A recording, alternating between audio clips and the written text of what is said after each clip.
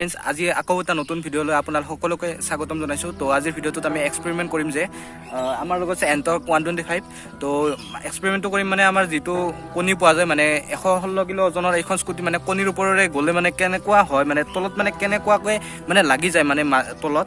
তো সেইটো আমি আপোনালোকক দেখুৱাইছোঁ তো এক্সপেৰিমেণ্ট কৰি। তো ভিডিঅ'টো আগলৈ চাই থাকক। ফ্ৰেন্ডছ মই হাতত এয়া লৈছোঁ ফাৰ্মৰ কণী, মানে লোকেল কণীটোতো পোৱা নাযায় না সচৰাচৰ। তো এক্সপেৰিমেণ্টটো মানে আৰম্ভ কৰিম।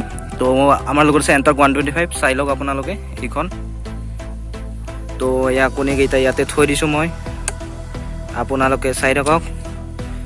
তো গাড়ী চালোঁ।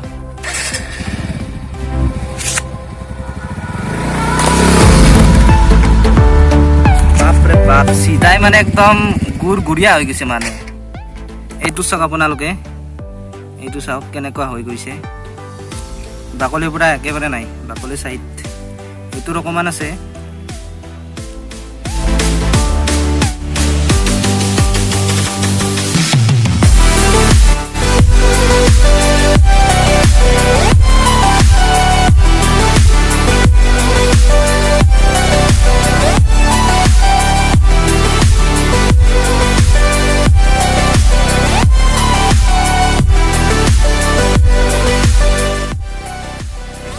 চালে এণ্টৰ্ক 125ৰ লগত কণীৰ মানে এক্সপিৰিয়েঞ্চ, তো এক্সপিৰিয়েঞ্চ নহয় চৰি এক্সপেৰিমেণ্ট।